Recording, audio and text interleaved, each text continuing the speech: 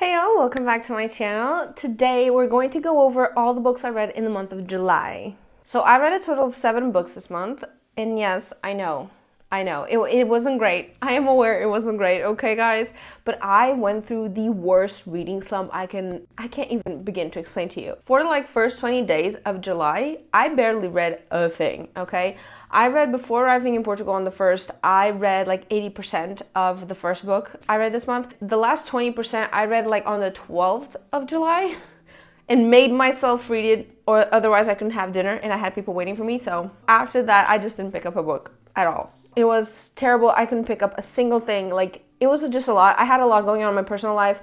A lot happened this past month. And even though it was my birthday and everything, it just was not great, to say the least. So I didn't read much. So I'm actually pretty happy with what I did read this month, even though it was just a lot less than usual. I have to give myself grace, right? Because with everything that's been going on, it's just normal to not feel very inclined to read or to do any of your hobbies, or, the things we love are amazing, except when we're not doing great, they're not the easiest thing to pick up. So I'm just glad I was able to pick up pace a little bit towards the end of the month, and I got the ball rolling, and I think it's going to be easier now in August to just pick up and continue and keep it going. So that's what I'm hoping, okay? That's my hope. Without further ado, let's just go into the books that I did read this month.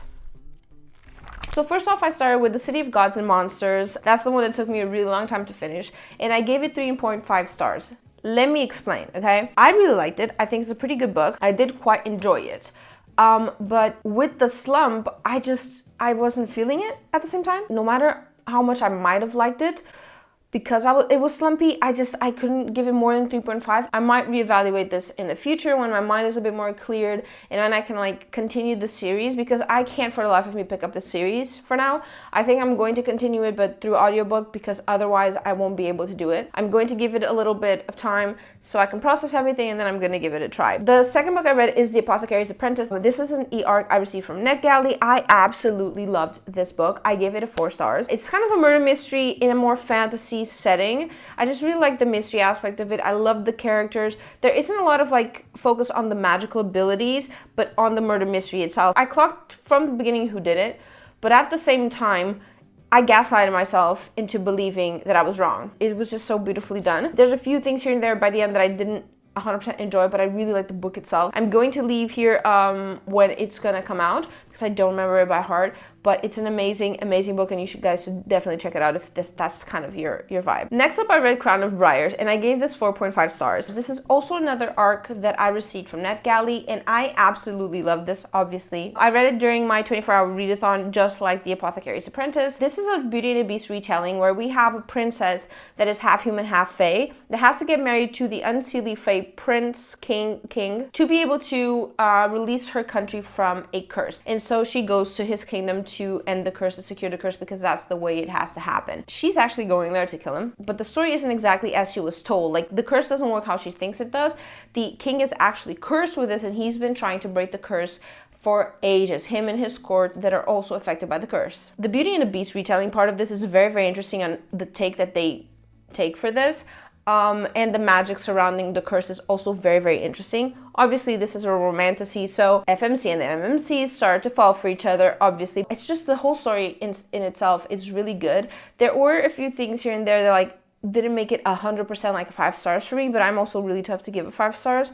But I absolutely enjoyed this book. If this sounds something right up your alley, please check it out. I'm gonna leave here as well the date where it's coming out.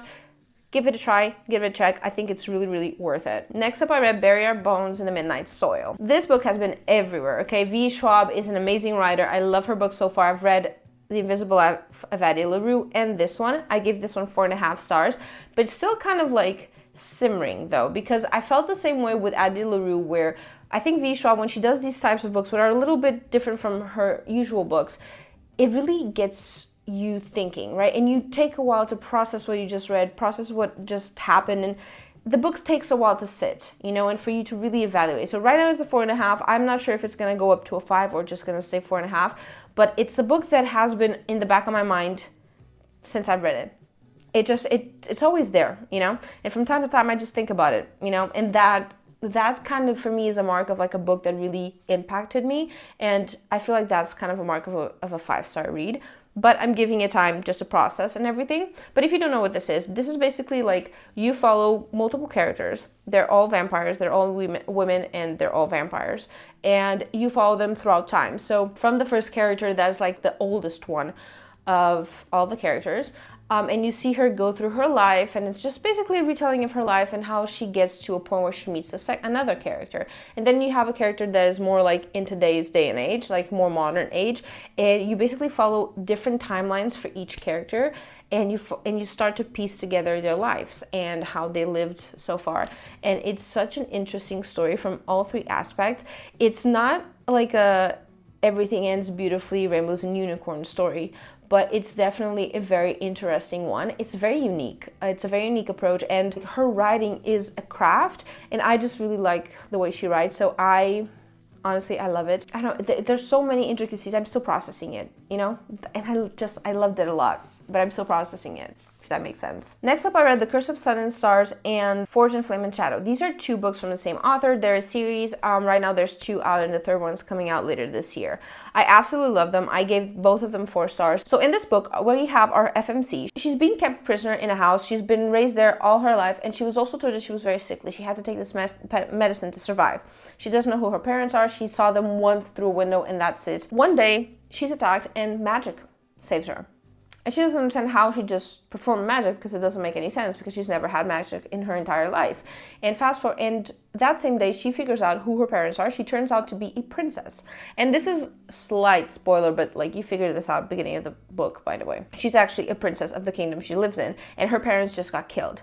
Whilst a Fey prince from a neighboring kingdom was visiting them and gets accused of their murder. And someone tries to kill her, and the Fey prince saves her, obviously. Right? And he kidnaps her and takes her traveling throughout the world. And so they go through and try to figure out what's going on with her kingdom, who's after her, who's trying to kill her, who's trying to take the crown, what are their next steps, and we go through that adventure with them. When I tell you these books are very well written, the story is very good, but it kind of left a bad taste in my mouth. So the author of this book, I figured out that like it's a pen name, really, and that's fine. But it doesn't tell you if it's 2 authors, if it's 5 or 10, you don't know.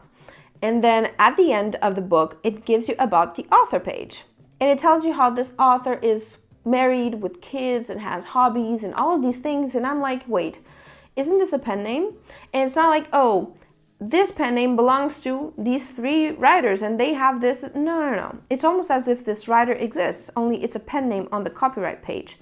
So then I researched it a little bit, and if you go online, this author is like leaving comments on people's videos and like talking about the book, and saying how much they're thankful, how they love it, they're so glad they love their book, and how it means so much to them, like it's an actual person. And on their TikTok page, you only see AI art content. Just AI art content. With all the discourse that's been happening, like having authors use AI art is so stupid to me. That makes no fucking logical sense, which also left a bad taste in my mouth. And then I went to Reddit and I searched up the publisher. This publisher is actually like the ones that create the books. So these books all came out this year. And the 3rd book is coming out this year. You never have all these books written that fast. And I also saw an account of someone who basically explained how like they used to work to some company similar to this, and they were basically slaves, and they were made to write these spicy scenes and were made to write all these scenes they were not comfortable with and all of this problematic shit. And this was 7 years ago. 7 years ago. So I have no clue how many authors out there that like authors that we've been reading that like aren't actual people. It's not the fact that it's co-authored and it's a pen name. It's the fact that this pen name is pretending to be an actual person with feelings and, you know, everything. But also the fact that they're using AI art, which is fucking stupid. It's just the lying and the cheating. And then also what I saw on Reddit, like the accounts there, just made me feel so icky. I understand we can't believe everything we see online, but like it just felt so icky to me. So I'm feeling a bit icky about these books. And that's why I haven't been like sharing anything online, because like it's just... I don't know. So I'm still processing that. If you guys read these books, if you know of any of these cases, like let me know what your thoughts are, because this is the first time I ever encountered something like this. And I don't know if this is normal, if this is expected behavior. I don't know. It doesn't feel fine with me, but it just, I don't know, it left a bad taste in my mouth. Lastly, the last book was To Shape a Dragon's Breath. Now, this is a book where it's Northern European, like way back when, like 1800s. And basically we follow this girl that finds a dragon egg, and it hatches and connects to her, and she has to go to this dragon school to learn how to be a dragoneer, basically.